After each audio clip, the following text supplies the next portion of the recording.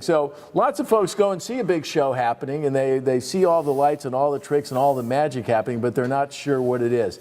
Tell everybody today what it is that a production manager like Charlie Hernandez does. Well, we're the guys and gals, because there's some great women production managers out there now.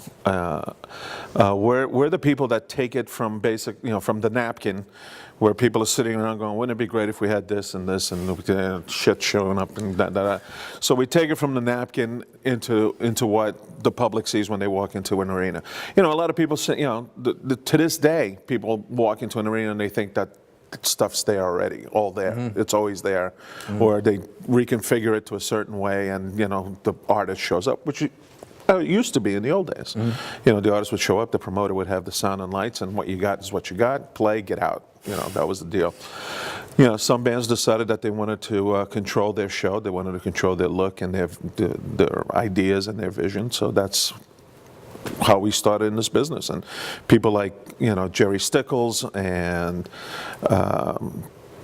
Chip Monk and people like that, and the moving of shows from city to city, they pioneered that sort of way of thinking. So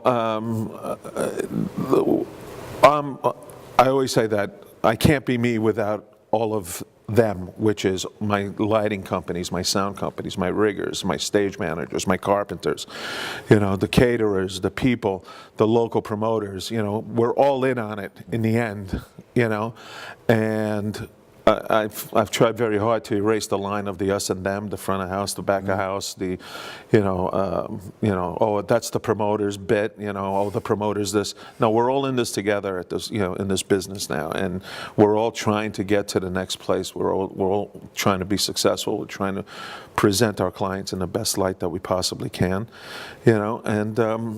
and it's a very extensive network of people, like-minded people that are very goal-oriented, that think about very linear thinking, but sort of like if you an electron is this big, but there's a cloud around it, and that's the kind of thinking. You have this linear thought of how to get there, but there's this cloud of energy that moves with that laser, precision.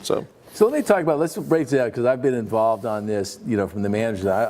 My favorite spot, Charlie's at the sound desk when everything's been loaded in and so forth. But describe, if you would, your typical day. Your show's been booked. We're playing the Bridgestone Arena here in Nashville, Tennessee. It's a big act. They're coming in. You get there in the morning. What happens until the time the lights go on? Well, the show really starts 6 months before that. Okay. When we get the booking sheet and the routing, and we put the routing together, and we're designing the show, putting the show together, building the show, etc. So we're building a show, we're engineering a show based on the booking and the budget, and so all that has to be taken into account. Then we put together that the overall idea of what the show needs to move from place to place, which is our rider. And we get that out to the local promoters, to the people, and they get it, they call back, they tell us this, we can hang down, we can rigging plots. So a lot of the work is in the advance, a lot of the work, the giant part of the work, it's, I always say it's all about the advance. Because once you walk into the building, once you're there that morning at 6 a.m. or at 8 a.m., whatever the time is that you're going to start, it's too late to figure it out. You got to know going in what you're about to face. You got to have your labor calls in place. You have to have, your catering, if you have your own catering. You have to have all these pieces of the puzzle ready to go for when you walk in, so you're able to, at 8 o'clock, you get your labor together, and you have 60 people standing there. What are we doing? Those are the stage. Yeah, the stage hands and the local infrastructure that we may walk in with 48 of our people. There'll be another 60 or 70 people locally to deal with, so you're dealing with 135, 140 people. 8 o'clock is not the time to kind of figure it out. Be improvised. Yeah. So, the show really starts, six Now, let me make months a little before point that. here, because what people don't understand is that not every venue is the same. You have brand new. You have to venues, do this got at every old build- venue. You have to do this at every venue, every stop of the book. You're doing the same advance, the same intelligence report that it's really, recon. You're doing the same intelligence report for every show that you're doing, and you apply the variables of every show to your show. And if you're smart, you design your show with an overall common denominator that will apply to all the buildings that you're going into. For example, if you're doing baseball stadiums, right, and you're going to play Dodger Stadium and Oakland and this place and that place. However, you're also going to play Wrigley, Boston, and the original stadiums, the smallest. Wrigley and Boston are probably the last ones left that really apply. So you have to design a show that's small enough to fit into that place and still maintain the integrity of whatever the show is. Yankee Stadium is a different parameter. It's a giant building. Oakland is a giant building. But at the same time, you have to go ahead. You have to start at what the smallest common denominator. And it's easy to expand. It's very difficult to contract when you're doing when you're moving a show like that. And you apply that the same thing with arenas and whatever you're doing, clubs or whatever show is. You have to take into account where you're going and be smart about your design so that you're able to adapt to different circumstances. No two buildings are the same. No city's the same, no two people are the same. So you apply that to that kind of engineering and that kind of design for the show. Good. Let me let's change gears a little bit here. We talk a lot, on our show, and one of the things I've attempted to do is try to mentor people about the real business. I started on the booking side of things, and I had some mentors that showed me the ropes. Being a production manager, organizing, being the captain of all those trucks and all that sound and all that lights and all those people you see scurrying around is not something they teach in college, right? So who taught Charlie all that stuff? Who were your mentors? Did you have some mentors along the way? I got to tell you, that I was very fortunate that I worked for some great bands when I was young. Who were some of the bands you worked with? Well, the best example I can give is a guy named Billy Squire, right? This is like 1979 through 88, 90, to today, really. He's one of my closest friends. My son's middle name is William. That's how far and how much I love the guy, But here's a guy that, went into had a band called Piper, was managed by Bill Aucoin, decided to go solo, got a deal with Capitol Records, put out an album, got a bunch of #1 hits. Same time that MTV was coming out, that whole media, gorilla that was out there. And we were the favored nation support act of whoever was the biggest act in the world those days. Whether it was Foreigner when Foreigner 4 came out, Pat Benatar, Queen, Jefferson Starship, Alice Cooper, all these bands, we were the support act. So I got to see, when I was coming up in the first years that I was doing what I did, and there really wasn't production manager. Those positions kind of evolved from those days. So I got to see how shows were put together, how people did things, and I got to make my own opinion of well, that was smart, that's not so smart. If I'm going to do this, I'm going to do it like this, and we'll create. I think I can create something that can move and be more efficient than how these people are doing it. So, that's how I learned. And when Billy became a headlining act, I was able to. I was fortunate to have someone like him to say, yes, let's go this way, do it your way, and we got clearly results. It's the ultimate arbiter, If you shit the bed, you shit the bed. Yes. Sorry, no, kids. We can have that. By the way, that's going to be one of our great sayings. If you shit the bed, you shit the bed. Yeah. There's not a lot coming back from that. No. So, you have that kind of motivation, you know. So, and if you have an artist that works very hard and works all the time, and you have a personal stake in it because you've come up with them, you know, it becomes this, you know, this kind of, you know, you feel a familial responsibility to everyone in the place. Yeah.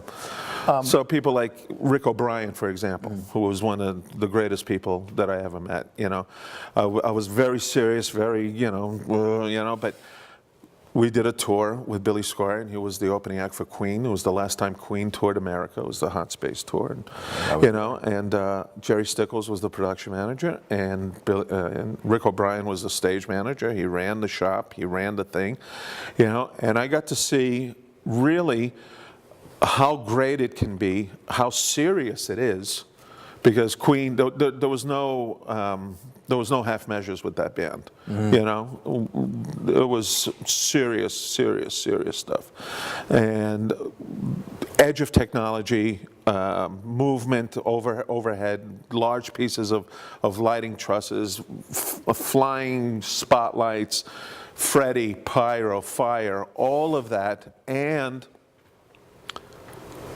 Rick had a sense of humor about it, and he taught me how to be a human being on tour, you know. And I've always said that he was a real influence in my life. You know, I saw how big a show can be, and how great it is when you have people that work with you that are of the same mindset, of the same humor, of the same energy and work ethic.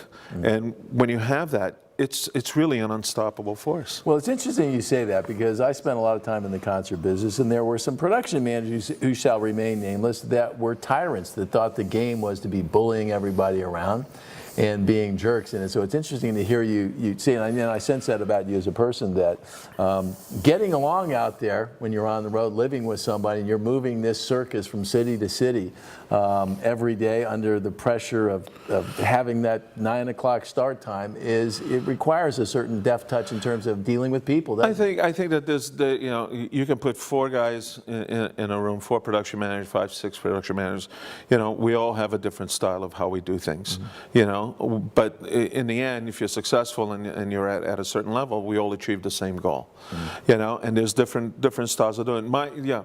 When I first started, it was, you know, I was very hard, you know, but the thing is that I have to. My approach has always been, my approach has grown into, I should say, in the 30 years that, you know, is that. If people understand that you have a line that you're not going to cross, and you come to the table with that energy and that knowledge, and people will know that as you do your advance, you know, and you're talking to them. No, this can't be like that. This is going to be like this. Oh, that can't happen. Well, here's the alternatives and how we can get to that. You know. People will understand that there's a line that you won't cross and you won't compromise. And if you walk in with that, it makes for a much nicer, you know, 24-hour period or 48-hour period in some building that you're going into. But you have to be firm. There is a firmness there. There's a line that, you know, people understand. With me anyway, and you know, and with a lot of my friends, that, you know, okay, you know, don't do that. You know, he will flip. I will flip. You know, you know, I'm not. You know, I'm not some. You know, believe me. You know, brown rice maybe once a week. I'm not some hippie that's like, oh yeah, man, it's fine. You know, it's got to be a certain way, because there's a lot of components involved. And you know, the other thing, like what you said, with people, you know, people come in and they see this. How's it? You know, people think the show starts at 8 o'clock. You know, for us, the show starts at 3. We're doing our components check at 3:30, 4 o'clock. The band walks in. We are show ready every day for sound check. We have to be ready for that. So, you know, there's a lot of components, and compromise is not really a position, but a reasonable conversation is a position to approach it with, you know? Well, and at the end of the day, you bring up an interesting point. For all of us that are on the professional side of it, if you're not an artist, you're working for the band, and your job is to make that artist look great. Your job is to, and they typically will do their best when they're feeling comfortable. So that's everybody's mission, is to make that happen. Yeah, I call it the bubble. You know, and that's what I always tell all the people that work with me. You know, we're putting a bubble around these people. You know, All they need to do is remember the words, do the bit. You know, everything else is taken care of it. You know, there's this great joke. You know, why is it? You know, the Queen of England thinks the world smells like fresh paint because there's 50 people in front of her going, she fucking comes. You know, they're painting it. You know, it's kind of what we do. You know, we want to make it so that, you know, it's an environment where any artist can come in, be comfortable, be relaxed. There's no stress. There's no screaming. There's none of that going on. And what happens then? You get 30 days. You know, 30 shows. And then they go, wow, that was great. Let's do another 30. Let's do another 50. Let's do, let's do another 2 years of touring, because you have this environment that's conducive to not only creativity, but it's conducive to expressing what the artist, and it opens up other windows for them. They don't have to stress about, is this going to work? Oh, what the fuck, that kind of. Artists will. There'll be plenty of things to stress about. Doing a show shouldn't be one of them, because it's been my experience that that's the great payback for most artists, is that energy and that feeling and that validation you get, that you can only get. It's the only time you see your quote unquote customer in the flesh, in the whole transaction. You've worked on some of the biggest, baddest, most spectacular productions around, but most of the bands and artists that are watching our program are just starting off. Are there some hints and tricks that you could suggest to people that will give them something bigger and badder than they really can afford, in terms of just overall things about how to present a show in a much more trimmed down fashion than you're used to working with? Pick up the phone and call Jake Berry or me, or Mark Spring, or Opie, Dale Surseth. All of us, just because that we do these giant shows doesn't mean that we don't understand, if it looks great from this, it's going to look great from that, and everything starts from this, and it was like that Stone show that you saw was just wide amp line. Yeah, that was extraordinary, but if you remember, it was a 30-foot wide by 24-foot deep stage. The drum riser was 10 feet from the front of the stage, and there were 2 trees on either side. But still, it made that kind of impression on you. So I don't think that gargantuan shows are the all end all of everything else. It can't. How much bigger will it get from a U2 Claw show? What really stands is the talent, the music, and what that artist is going to go, and what that artist is and what they're going to bring to the table. Everything else is the frills and thrills and everything. That's great. But if you don't have the songs, if you don't have the talent, if you don't have, the 3, 4, 5 albums that you need, to create a following, to create an audience, it doesn't matter what you're going to put up there. How many shows have you been to that is just this extraordinary? Well, what the fuck is that? What is that? Coming up out of the ceiling and all that, and then you leave. You leave with a vacuous feeling. You leave unsatisfied. Yeah, no, I'm gonna date myself. I see that a lot today, where it seems like it's more about the spectacle than it is about the song and the performance. And the one that comes to mind is, we were talking about it earlier today. You could take Adele and have her with a piano in one spotlight, and it would be off the hook. Not to pick on Britney Spears, but that's like that doesn't even approach it. You can sell a bunch of sizzle, but it won't make up for the fact that there's no steak there. Okay? Yeah, all those bands like that. Yeah, bands like that. I won't comment negatively on any artist, because the nerve that you have to stand there, basically, no matter what, you're standing there naked. Your soul is naked, no matter what you're wearing, to stand there. That courage is beyond everything else. So and it also depends on the environment and the people that are around her, and people that are saying it would be great, or people that are saying to an artist, him or her, it would be great if you had dragons and flying bats and all this crap, or but I'm of the school of you take someone like Tom Waits, you put him on a stage, you give him a bass player, you put 2 spotlights on that thing, and you will leave satisfied at the end of a show that you've experienced something that was transcendent and something that was truth in it. Now, there's also Madonna, Gaga, you know, all the one-name acts that are out there, you know, that you can sit and you see the spectacle, and you can leave. You can suspend reality, and you can leave satisfied. But there's a lot of acts, there's a lot of ideas out there that are just, you know, stuff for stuff's sake. Yeah. And that's not, you know, that's now, just, not, you know. That doesn't require any talent. That requires budget. That's just budget. You're throwing a lot of money at it. Yeah. Let me ask you this, Charlie. I'll leave you with one final question. You know, you said something interesting. When I first went to a concert, I noticed the manager, I think, this guy walking around, everybody was coming up and talking to, it stood by the sound desk. You went to those shows and you were the guy wondering how all the lights worked, right? And I think everybody goes to a show and they pick up on something. Some people want to be the person singing. If you were speaking to some young kid out there today that's just like you, Charlie, is sitting at a rock show, looking around the room wondering at how it happens, and he wants to get a start today. When you started, there was no structure to it. Today there is. What advice would you give to that kid that wants to be you?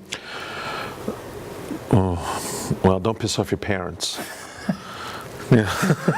Fine advice. You know, I fall back, and this has been said a lot of times, but you know, a good friend of ours, Mark Fisher, who was the greatest show designer engineer. He designed the Claw. He designed all the giant shows that you've seen in the last, you know, 25 years. Mark Fisher was the premier guy that did all that. He did the U2 show. He did the Bridges to Babylon with the Stones. He did the Robbie Williams. I mean, just an incredible, kind person. And his advice rings true, and it was true for me. And anyone that asked me about what you asked about, I've always said it. And when he said it, it was almost this kind of, you know, oh, yeah, maybe I do know what I'm talking about moment that I had with him. So, what it is that find what you love, the engineering.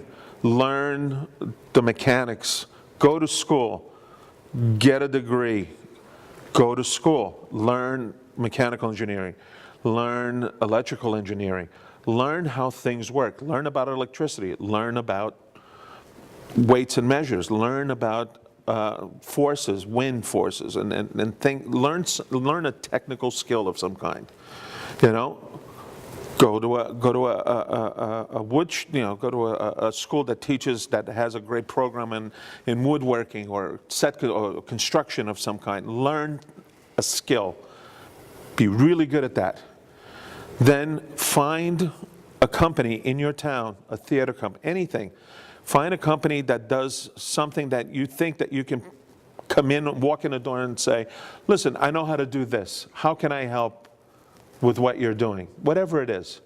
And then the first thing you do is learn how to work a broom.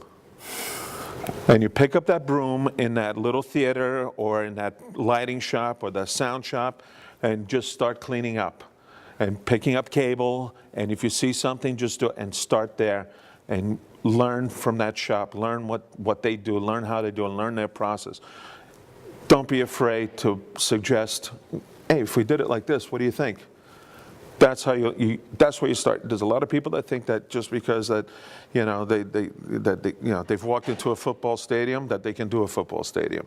It's not how it works. The way that it works in our business is a cumulative knowledge-based industry. You start at the broom. You work your way from there. I can't make it any simpler than that. You really have to, but you have to bring something to the table. The days of the tabla rasa, you know, the clean slate kid walking in, you know, big eyes, you know, there's a lot of kids, a lot of people that have technical knowledge that will jump over that no matter how much energy and you know, there's a few that jump in there and that's great, but learn a skill, get a degree, stay in school. I know that 4 years sounds like an interminable number when you're 17, because that's a quarter of your life when you think about it. Definitely, yeah. You know, but get that experience, get that school experience, get that discipline. And then when you walk into a place, you're bringing something to the table that you can offer, and you can take that. Then once you succeed, and you